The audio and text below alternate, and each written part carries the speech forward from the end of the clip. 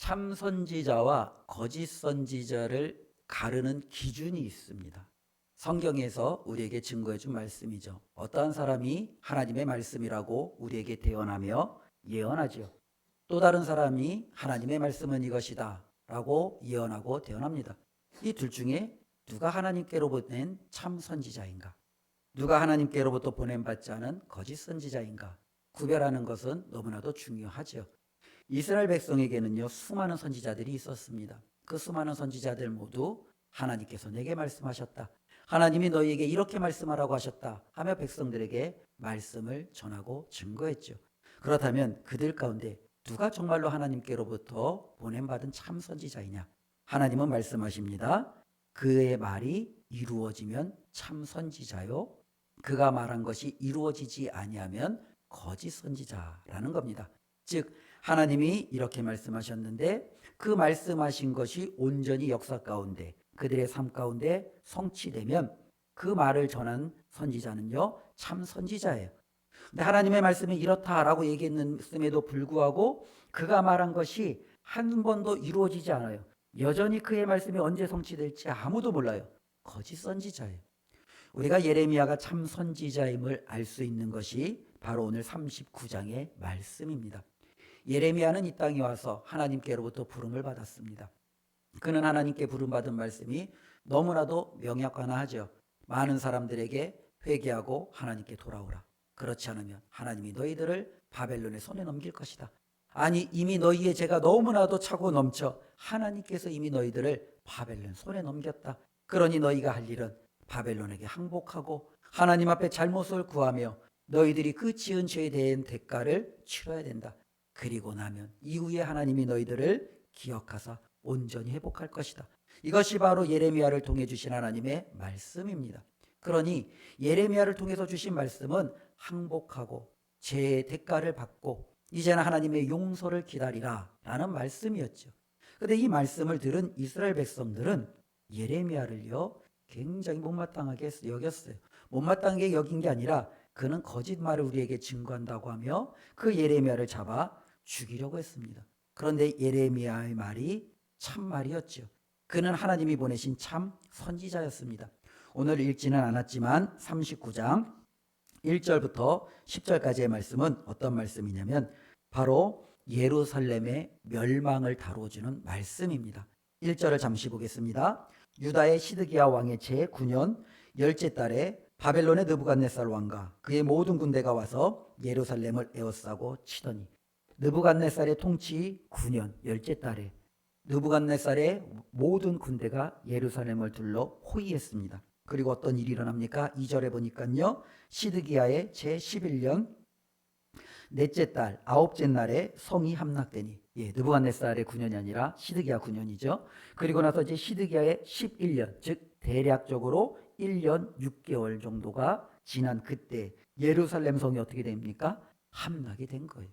하나님의 말씀대로 된 거예요. 하나님께서 예레미야에게 주신 그 말씀이 온전히 이루어지는 거죠. 바로 하나님이 보내신 참 선지자임을 분명히 우리에게 증거해 주고 있습니다. 그런데 이 예루살렘의 이 멸망이 얼마나 지독하게 이루어졌는지 시드기야는요, 붙잡혀서 눈이 뽑히고 포로로 끌려갑니다. 그의 아들들은 시드기야가 보는 앞에서 죽임을 당합니다.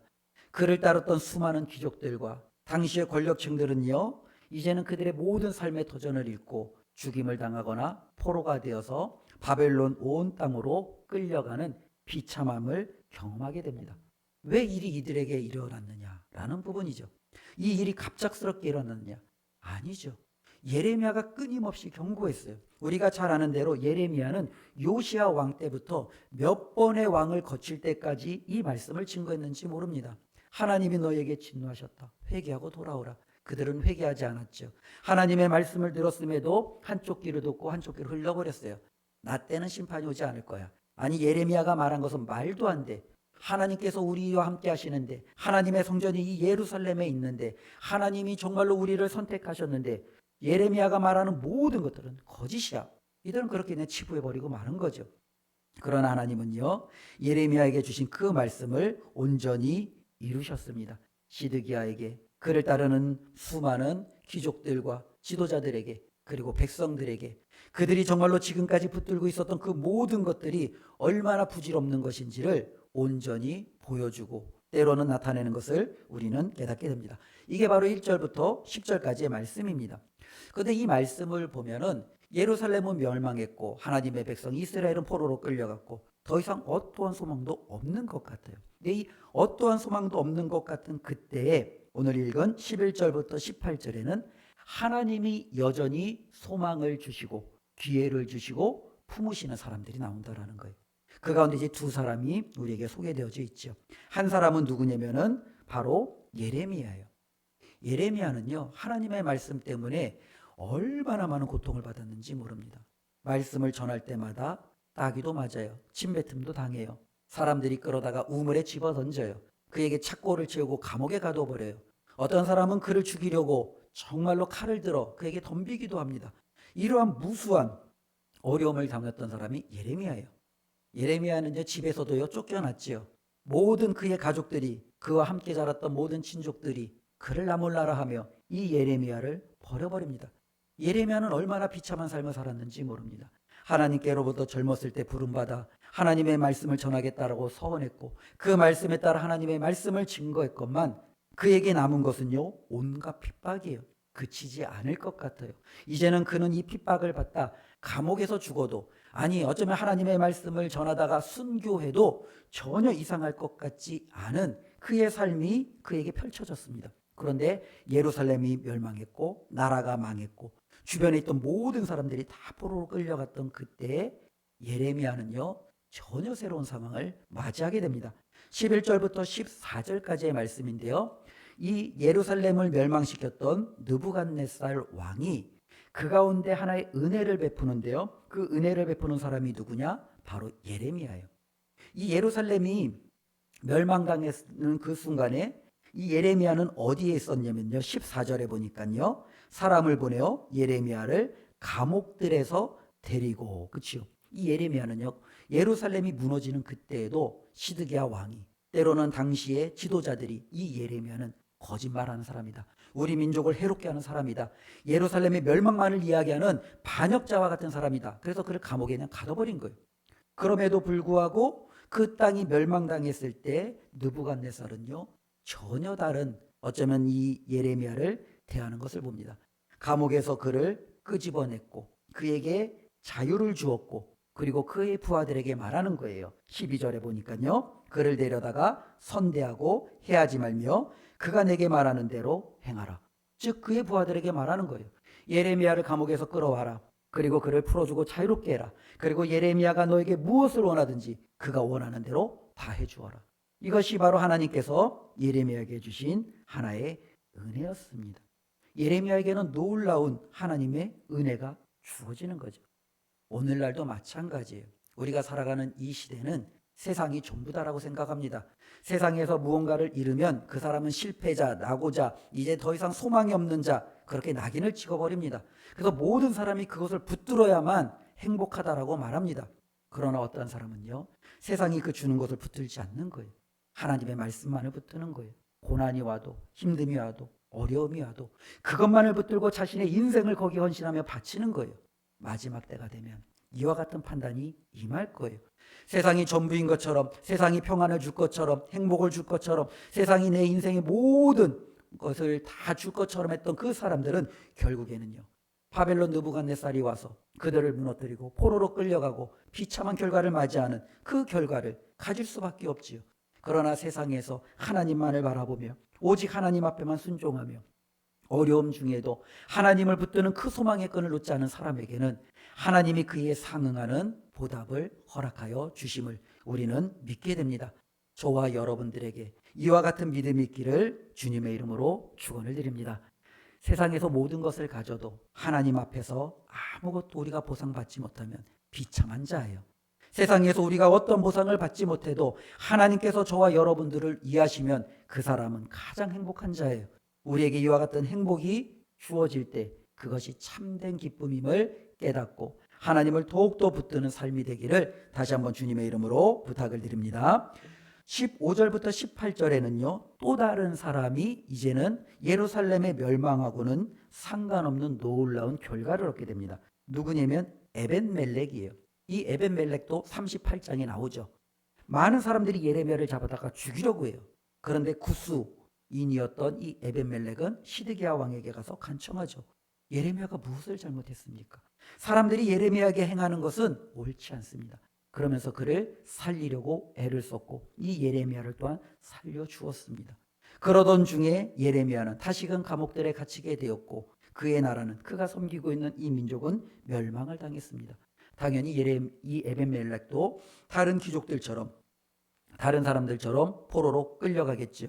그의 삶도 무너지겠죠. 그가 기반했던 모든 것들도 다 사라지겠죠. 그런데 하나님이 예레미야를 통해서 이 에벤멜렉에게는요 또 다른 길을 약속하셨어요. 15절 말씀을 보면 예레미야가 감옥들에 갇혔을 때, 즉 아직 예루살렘이 멸망하기 바로 직전이에요. 그렇죠? 예레미야가 에벤멜렉을 향하여 하나님의 말씀을 전하는 거예요. 그러면서 16절부터 그를 향한 하나님의 뜻을 말씀하죠. 너는 가서 구스인 에벤멜렉에게 말하기를 만군의 여호와 이스라엘 하나님의 말씀에 내가 너를 이렇게 하리라 라는 말씀을 증거해주고 있습니다. 하나님께서 이 에벤멜렉에게 주신 말씀은 크게 세 가지의 축복이었어요. 하나는요 16절 말씀을 우리 다 같이 한번 한 목소리로 읽어보겠습니다. 너는 가서 구스인 에벤멜렉에게 말하기를 만군의 여호와 이스라엘의 하나님의 말씀에 내가 이 성에 재난을 내리고 복을 내리지 아니하리라 한 나의 말이 그날에 내 눈앞에 이루리라. 즉 하나님께서 이 에벤멜렉에게 주신 축복 중에 하나는 뭐냐면 하나님이 말씀하신 것을 성취하는 것을 보는 거예요. 하나님께서 이 땅에서 행하신 하나님의 많은 놀라운 능력과 기적과 역사가 있어요. 그것을 보는 것만큼 복된 눈이 없는 거죠. 어떤 사람들은 하나님의 약속을 들어요. 그러나 그의 때에 그 하나님의 약속의 성취는 보지 못해요. 그런데 어떤 사람은 약속도 듣고 성취도 보는 거예요. 아, 하나님이 그때 그렇게 말씀하셨는데 그 말씀이 이렇게 이루어지는구나. 에벤멜렉은 그와 같은 놀라운 축복을 받는 거예요. 하나님께서 말씀하신 그 모든 것이 그의 눈앞에 확실하게 일어나는 것을 바라보면서 그는 하나님의 살아계심을, 하나님의 전능하심과 능력을 그는 누구보다도 더욱더 가슴 깊이 뼈저리게 새기게 되겠죠. 두 번째로 하나님께서 그에게 주신 말씀은요 17절입니다. 한번 읽어보겠습니다. 여호와의 말씀이니라 내가 그날에 너를 구원하리니 내가 그 두려워하는 사람들의 손에 넘겨지지 아니하리라. 예루살렘은 포위가 됐고 포위된 이 예루살렘은요 완전히 무너져 내렸습니다. 건물만 무너져 내린 게 아니에요. 사람도 무너졌어요.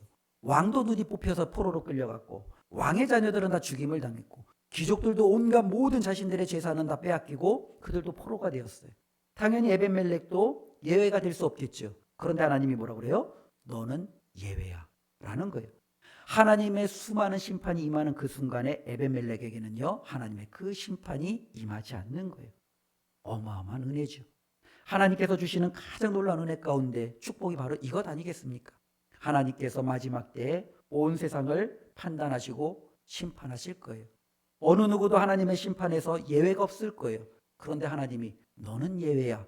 너는 내 심판에서부터, 너는 내 진노로부터, 너는 내가 정말로 이 세상을 판단하는 그 모든 무서움으로부터 너는 예외야. 얼마나 놀라운 은혜예요. 얼마나 놀라운 축복이에요. 에벤멜렉은 지금 하나님 앞에 그 축복을 받는 거예요. 많은 이들이 다 포로로 끌려가고 사람들의 손에 넘겨질 때 너는 예외라는 거죠. 하나님께서 그에게 그런 놀라운 은혜를 주셨습니다. 18절에 에벤멜렉에게 주신 또 하나의 축복입니다. 함께 읽어보겠습니다. 내가 반드시 너를 구원할 것인즉 내가 칼에 죽지 아니하고 내가 노략물같이 내 목숨을 얻을 것이니 이는 내가 나를 믿었음이라 여호와의 말씀이니라 하시더라. 18절 처음에 하나님이 뭐라고 그래요? 내가 반드시 너를 구원하겠다라는 거예요. 그에게는 구원의 약속이 있는 거예요. 하나님을 붙드는 신앙, 하나님의 말씀을 끝까지 붙들고 그 말씀을 놓지 않는 자에게는 하나님이 약속하시는 거예요. 뭐래요? 내가 반드시 너만은 구원하겠다라는 거예요. 너만은 내가 반드시 책임지겠다라는 거예요.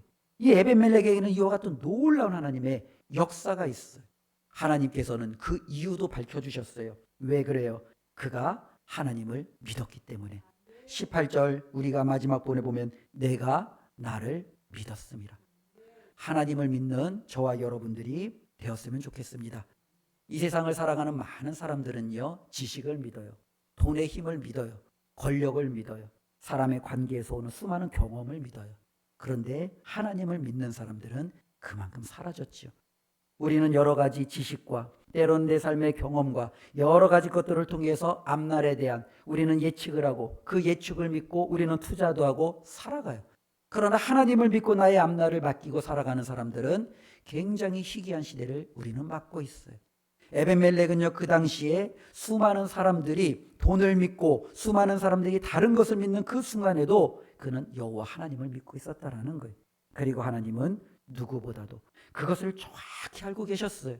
그러기에 하나님은 내가 다른 것은 뭐라도 내가 반드시 너만은 구원할 것이다 라는 하나님의 이 선언이 그에게 임했고, 그리고 죽어가는 수많은 그 심판의 진노 속에서도 이 에벤멜렉은 하나님의 놀라운 구원의 은혜를 받게 됨을 우리는 깨닫게 됩니다.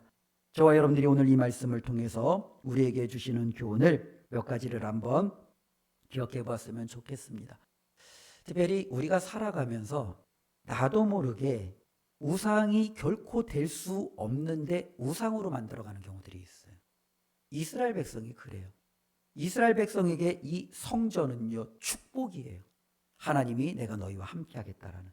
이 이스라엘 백성들에게 이 성전은 그들이 하나님을 만나는 놀라운 통로예요. 그들은 그곳에 가서 하나님 앞에 기도할 수 있는, 하나님의 은혜를 체험할 수 있는 주신 놀라운 은혜예요. 그런데 어느 순간인가 이스라엘 백성에게는 이 성전이 하나의 우상이 된 거예요. 성전이 있는 한 하나님이 우리를 버리지 않을 거야. 성전이 있는 한 어느 누구도 이 예루살렘을 침범하지 못할 거야. 성전이 있는 한 우리는 안전해. 우리는 평안해. 그러니 우리는 염려하거나 걱정할 필요가 없어. 이 성전이 마치 부적처럼 내 인생을 책임져주는 그와 같은 하나의 그냥 배경이 돼버린 거죠. 다르게 말하면 우상이 돼버린 거예요. 우리 가운데도요, 그와 같은 신앙생활을 종종 나도 모르게 행하는 경우가 있어요. 나는 다른 건 몰라도 주일 하나는 잘 지켰잖아. 나는 다른 건 몰라도 물질만큼은 하나님 앞에 내가 철저히 구별해서 드렸잖아. 나는 다른 건 몰라도 그래도 하나님 앞에 내가 해야 할 도리는 지금 확실히 했잖아. 내가 다른 사람들보다는 정말로 그래도 죄의 측면에서 내가 그들과 함께하는 어리석음에 빠지지는 않았잖아. 이것이 마치 우리가 정말로 구원에 대한 확실한 보장인 것처럼, 그리고 조건인 것처럼 나도 모르게 그것을 붙들고 있다면 잘못된 거죠. 에벤멜렉은 그걸 붙드는 게 아니었어요. 그는요, 하나님을 믿은 거예요. 하나님이 심판하겠다라고 하면 심판하시겠구나. 이 성전을 하나님이 치시겠구나. 이 성전의 모든 것을 하나님이 거두어 가시겠구나. 그는 하나님을 믿었기에 하나님의 말씀을 그냥 그대로 받아들이는 거예요. 그는 하나님을 믿었기에 하나님의 말씀을 받은 선지자들의 말을 그는 그 가슴 깊이 새기는 거예요. 우리의 믿음은 어떤 믿음입니까? 바로 하나님의 말씀을 붙드는 그와 같은 믿음이 우리의 신앙이어야 되는 거예요. 우리가 주일마다 하나님의 말씀을 읽고 우리가 하나님의 말씀을 듣고 또한 우리가 살면서 하나님의 말씀을 가까이 할 이유가 여기에 있는 거예요. 우리는 다른 것을 붙드는 게 아니라 바로 살아계신 우리에게 날마다 말씀하시는 그 하나님을 향한 믿음이에요. 그 하나님을 향한 그 믿음이 우리 가운데 있는 한 하나님은 결코 저와 여러분들을 모른다, 포기한다 하지 않으시고 반드시 내가 너만은 책임지겠다라는 그 하나님의 약속이 그에게 임하는 줄로 믿습니다. 바로 이 성전이 그들에게는 하나의 우상이 된 거죠. 또 한편으로는요, 이와 버금가게끔 이들이 이렇게 망할 수밖에 없었던 이유 중에 하나는요, 하나님을 믿지 않으니 그들은 하나님의 말씀을 저버렸고, 하나님의 말씀을 저버렸다라는 것은 하나님의 뜻하고는 전혀 상관없는 삶을 살아내는 거예요. 하나님은 그들에게 많은 것들을 말씀하셨어요. 하나님을 어떻게 섬겨야 되는지, 하나님이 기뻐하시는 것은 무엇인지, 하나님이 기뻐하시는 것은 공의와 정의예요. 어쩌면 돈을 받고 불의한 재판을 하지 않는 것, 때로는 힘없는 자들의 것을 약탈하여 내 것으로 만들지 않는 것, 하나님이 기뻐하시는 것은 자비와 긍휼이에요. 내 주위에 있는 고아와 가난한 자들을 모른 척하지 아니하고 그들에게 나의 호주머니에 있는 돈을 꺼내 나눠줄 줄 아는 이 공의와 자비를 하나님은 그의 백성들에게 요구하셨어요. 하나님이 그의 백성들에게 요구하신 건 분명해요. 이 세상에 있는 모든 우상은 사람이 손으로 만든 돌과 나무와 금속과 여러 가지 재료로 만든 사람이 만든 형상에 불과하다. 살아계신 하나님을 믿는 믿음을 하나님은 그들에게 요구하셨어요. 그런데 그들은요, 송아지를 만들어 하나님이라고 말해요. 그들은요, 성전에 들어가서 하나님도 섬기고 바알의 신상도 가져다 섬기며 나는 하나님도 잘 섬겨 바알도 잘 섬겨. 그들은 여전히 하나님의 말씀에 전혀 어긋나는 그와 같은 삶을 끊임없이 이루어 나가는 거죠. 이것이 그들이 보여주었던 삶의 모습입니다. 하나님의 말씀을 한 귀로 듣고 전혀 그 말씀을 실행하지 않냐고 실천하지 않았던 삶. 그 결과가 오늘 1절부터 11절까지 10절까지 나타나는 그들이 그토록 붙들었던 예루살렘이 무너지고 성전이 무너지고 하나님의 백성이라 우리는 안전해라고 이야기했던 그 모든 것들이 여지없이 허물어지는 그 엄청난 결과를 맞이하게 되는 거예요. 오늘날도 마찬가지예요. 우리의 삶이 영원히 안전할 거다. 우리는 아무도 예측할 수 없는 거예요. 대한민국이 언제 하나님의 진노를 할지, 하나님께서 우리의 삶 가운데 언제 하나님께서 하나님의 뜻을 이룰지 우리는 아무것도 할 수 없어요. 그러니 우리는 괜찮아, 잘 될 거야, 모든 것이 하나님의 뜻대로 될 거야. 아니죠. 우리는 날마다 하나님의 말씀에 두렵고 떨림으로 우리 자신을 살피는 거죠. 내가 하나님의 말씀 앞에 지금 제대로 살아가고 있는가? 우리의 가정이 하나님의 말씀대로 제대로 듣고 살아가고 있는가? 우리의 교회는 하나님의 말씀대로 정말로 하나님이 우리에게 요구하시는 그 사항을 우리는 최선을 다해서 잘 감당하고 이를 위해서 우리는 같이 힘쓰고 있는가? 우리는 언제나 하나님의 이 말씀을 붙들고 살아가야 되는 거예요. 이게 바로 믿음이라는 거예요. 에벤멜렉은 바로 그 믿음이 있었다라는 거예요. 모두가 예레미야를 죽이려고 할 때 그는 목숨 걸고 예레미야를 살려주는 거예요. 모두가 예레미야 반대편에 설 때 그는 하나님의 선지자를 위해서 시드기야 왕 앞에서 그는 정말로 충언을 행하는 것을 결코 그는요 아까워하지 아니하고 그것을 피하지 아니하고 나아갔던 사람이에요. 왜요? 그는 하나님을 믿었기 때문에 하나님의 말씀을 붙들었기 때문에 그러한 삶을 살아낼 수 있었습니다. 우리에게도 그와 같은 삶이 있기를 주님의 이름으로 부탁을 드립니다. 참게 놀라운 것은요, 이 에벤멜렉이 이와 같은 놀라운 은혜를 받았는데 16절에 보면 너는 가서 구스인 에벤멜렉에게 말하잖아요. 많은 유대인들이 있었잖아요. 그들은 자신들이 선민이라고 말하잖아요. 하나님께 택함 받았다라고 얘기하잖아요. 어느 누구도 그 하나님의 심판 가운데 유대인이 등장하지 않아요. 선지자였던 예레미야가 등장하지요. 그러나 다른 사람들의 이름은 등장하지가 않아요. 그런데 유대인이 아니었던 구스인 그는요, 하나님 앞에 이렇게 놀라운 인정을 받는 거예요. 오늘날에도 수많은 교회에 많은 이들이 하나님을 붙들고 성도라 그리스도인이라 나는 하나님의 자녀다라고 말하며 자신 있게 우리가 신앙을 잘 생각하겠다고 하는데 만일 마지막 날에 정말로 하나님께서 부르시는 사람이 교회 바깥에 있을 수도 있는 거죠. 우리가 전혀 예상 못한 사람 가운데 하나님을 붙들고 간절히 했던 그와 같은 사람이 있을 수 있는 거예요. 기독교의 역사의 복음의 역사 가운데는 이와 같은 많은 일들이 있었어요. 예수님을 죽였던 수많은 유대인들이 예수를 십자가에 못 박으라고 했던 그때의 한 사람 백부장만큼은 이는 진실로 하나님의 아들이었도다. 예수님이 누군지 분명히 파악하고 있었어요. 그는 누구예요? 유대인이 아니었어요. 로마인이었어요. 하나님 앞에 정말로 모든 이들이 경외와 두려움을 갖고 살지 못했던 그때 하나님을 경외하고 두려워하는 사람이 있었어요. 고넬료라는 또 한 사람의 백부장이었죠. 그도 유대인이 아니었어요. 로마인이었어요. 하나님께서는 어쩌면 자신 앞에 너가 누구냐, 어쩌면 너의 종족이 뭐냐, 너가 정말로 지금까지 무엇을 이뤘느냐, 그것을 보시는 분이 아니라는 거예요. 너는 그리스도인이냐, 너는 성도냐, 교회에 다녔느냐, 너는 신앙생활했느냐, 하나님은 그걸 보지 않아요. 하나님이 보시는 것은 너는 나를 믿었느냐 라는 것을 보여요. 예레미야는 하나님을 믿었어요. 그래서 모진 고난에도 그는 그 말씀을 선포했어요. 에벤멜렉도 하나님을 믿었어요. 그렇기 때문에 그도 어떤 상황 속에서도 자신이 할 수 있는 최선을 다했어요. 마지막에 하나님이 그 둘을 인정하시는 거예요. 우리도 하나님 앞에 섰을 때 이와 같은 인정받기를 원합니다. 하나님 앞에 우리가 뭘 내세우겠어요? 하나님 내가 이것 했어요, 이것 했어요. 우리보다 더 화려하게 좋게 잘하는 사람들이 세상에는 널리고 널렸어요. 하나님이 보시는 것은 내가 나를 믿었구나.